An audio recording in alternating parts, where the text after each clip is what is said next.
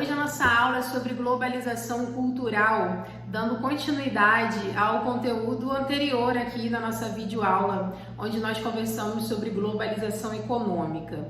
A gente está dividindo esses eixos da globalização, em economia, cultura, para que a gente consiga dar mais atenção a cada elemento existente aí nessa discussão sobre a globalização.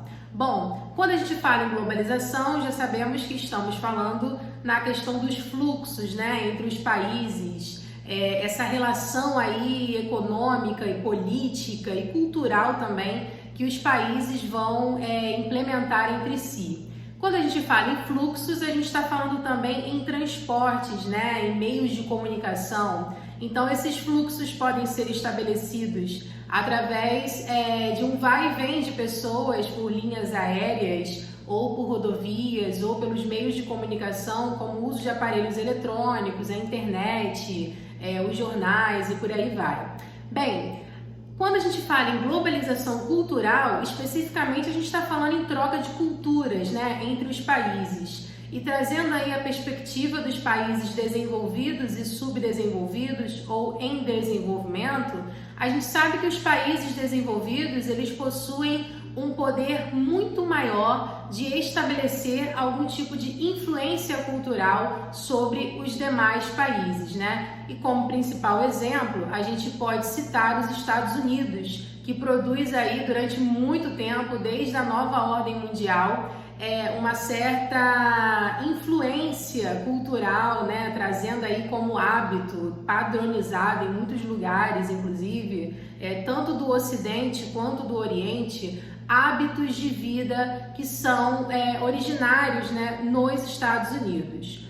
Bom, é fato que os países subdesenvolvidos ficam muito no papel de receber essa influência, e de acabar reproduzindo a cultura de outros países. Mas também a gente não pode generalizar, Existem países que são subdesenvolvidos, mas que possuem uma cultura local muito forte, principalmente os países do mundo oriental, de regiões principalmente voltadas ali para o Oriente Médio, que são culturas muito fechadas, culturas muito padronizadas, culturas fortes, que são ancoradas na religião, na cultura local, e acaba que essa ocidentalização não consegue adentrar de uma forma facilitada nesses determinados locais, Bom, quando a gente fala em globalização cultural, automaticamente nós estamos falando em uma globalização econômica, até porque ninguém vai exportar cultura se não tiver ali uma lógica capitalista envolvida, A gente sabe muito bem que a globalização, ela é um recurso, ela é uma transformação espacial que vai ser desencadeada por conta do processo de industrialização, E todos esses processos são processos capitalistas. Então, por mais que eu fale em uma globalização cultural, eu também estou falando de aspectos econômicos envolvidos em cada cultura. Bem, durante o século XX, início do século XXI, teve um desenvolvimento muito grande dos novos meios de comunicação. E a gente pode citar aí, é claro, a internet, que hoje é a nossa via de contato mais íntima nesse momento de pandemia. Bom, os meios de comunicação, eles proporcionam interação entre as pessoas, Eles diminuem a distância cada vez mais. Não somente na questão dos relacionamentos, da relação social, com o uso de aplicativos, com o uso de sites muito relacionados à produção de perfis, como Instagram, Facebook, WhatsApp. Além de tudo isso, há a possibilidade de utilizar através da propaganda uma influência digital sobre as pessoas. E a gente percebe aí uma onda muito grande, dessa influência digital, tanto através do YouTube quanto através do Instagram, principalmente no Instagram. E essa é a nova era, um novo momento da economia, e a gente percebe o quanto que cursos novos vão surgindo, para aprender a vender no Instagram, como você criar um perfil comercial, e é muito automático, a gente se deparar com isso logo que entra no Instagram, né? Essa realidade de digitais influencers e essa realidade também do estímulo a nos tornarmos esse tipo de profissionais. Bom, a indústria cultural, né? Ou seja, essa normatização da venda de produtos culturais, ela lucra bastante. Quem vai liderar essa indústria cultural são empresas que utilizam a mídia para vender anúncios e produtos que vão trazer um sentido cultural, né? Bom, o que seria isso? A gente pode citar aqui os filmes de Hollywood, né? Nós podemos citar aqui um McDonald's, por mais que a gente esteja falando de alimentos e de uma empresa capitalista, nós estamos falando também de um padrão de comportamento, né? E o McDonald's, por exemplo, ele é muito sagaz nessa perspectiva, porque ele conseguiu, inclusive, adentrar espaços orientais aonde as pessoas não consomem a carne bovina. E lá eles realizam, né, a produção de hambúrgueres que utilizam a carne branca, né, ou a carne de frango, ou a carne de peixes. Então, a gente percebe o quanto que a cultura, né, a globalização cultural, ela cria novas articulações para que seja possível adentrar esses espaços onde a cultura local é reforçada, né?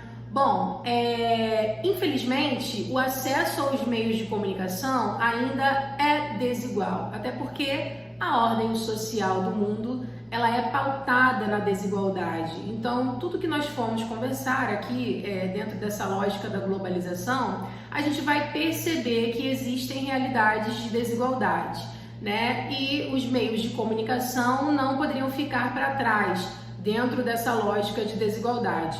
Ou seja, existem muitas pessoas no mundo afora que ainda não têm acesso à internet, que ainda não têm condições de ter um aparelho eletrônico, como por exemplo o celular ou o computador, capaz de dar ali para aquela pessoa acesso a essa mídia, né? Então, quando a gente fala em informação, quando a gente fala de um sentido global, infelizmente, ainda existem pessoas que não conhecem esses recursos, que não sabem quais são as informações que estão sendo comentadas, que estão sendo ditas dentro de uma lógica espacial mundial, tá?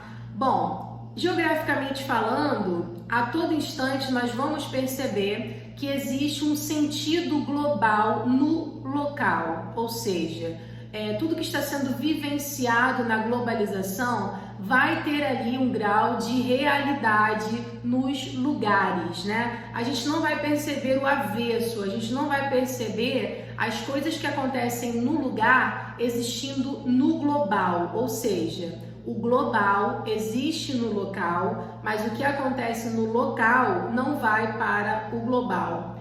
Exemplo, aquilo que vivenciamos no dia a dia, para viralizar, para ter um sentido global, tem que no mínimo se tornar um meme, tem que no mínimo ter o apelo midiático para que um vídeo ou alguma publicidade viralize na internet, né? Então, algo que acontece no nosso cotidiano, para se tornar algo de sentido global, precisa sempre do quê? Da internet, da mídia, da influência digital para viralizar. E o tempo todo nós estamos aqui em nossas casas, né, nesse momento principalmente, recebendo uma série de notícias que são produzidas entre os países, ou seja, quando a gente fala aí de uma pandemia, né, do coronavírus, por exemplo, a gente está o tempo todo, todos nós estamos o tempo todo sendo bombardeados por informações relacionadas ao coronavírus,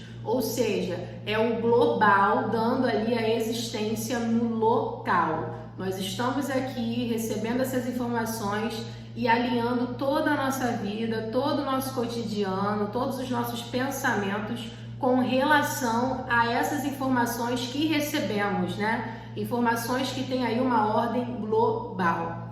Bom, dentro dessa questão, o crescimento dessas empresas que estão aí gerando essa produção cultural é muito acelerado e está tudo relacionado ao quê? À sociedade do consumo, porque sem consumo não existe globalização. Ou seja, o tempo todo nós, quanto sociedade, somos incentivados a consumir, a comprar, né? Se a gente parar de comprar, a economia globalizada ela entra em colapso. Na verdade, a economia local também entra em colapso, né? Porque hoje tudo o que temos, fazemos e queremos está pautado no consumo, né? O trabalho também está pautado aí, o setor terciário, principalmente comercial, tem essa necessidade de consumo, né? Todas as coisas que nós estamos aí produzindo, que nós dependemos, ou melhor, aprendemos a depender, socialmente falando,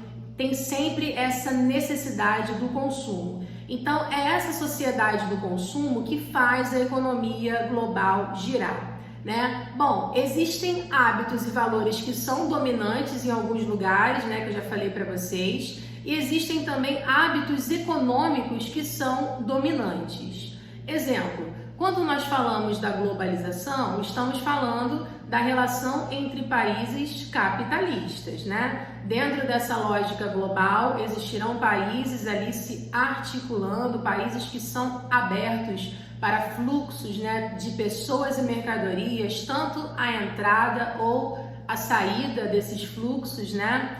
E quando a gente fala de uma economia socialista, a gente está falando de uma economia que não é pautada na ordem, na busca incessante pelo lucro, né? Então, é um país que vai ser muito mais fechado para esse sentido global, que vai ter ali uma outra configuração política. Então, existem culturas dominantes, hábitos dominantes que não sofrem interferência da globalização cultural, e também existem economias dominantes que não sofrem, né, interferência direta da economia global. Bom, é claro que dizer que não sofre nenhuma interferência é um grande erro, né, até porque as coisas tendem a se transformar, a entrarem, né, nesse processo aí de transição, né, política e econômica. Mas a gente pode citar aqui Cuba, né, que se mantém até hoje como um país socialista, mesmo depois do fim da União Soviética. Podemos citar também a China, que tem aí dois sistemas dentro do mesmo país,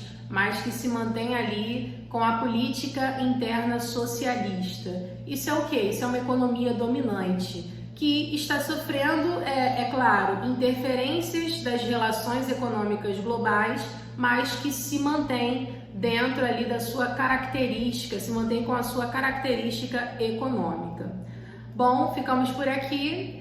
Eu aguardo vocês para a gente concluir esse assunto sobre globalização, que é bastante extenso. Hoje nós conversamos sobre globalização cultural e aprendemos que, apesar de toda a ordem global existente, existem culturas e valores tradicionais que são dominantes, que se mantêm e que não sofrem interferências diretas dessa globalização. Aprendemos também que tem aí a lógica da desigualdade, que impede que o mundo todo esteja inserido nessa globalização, porque existem sujeitos que não possuem acesso à internet e aos meios novos de comunicação.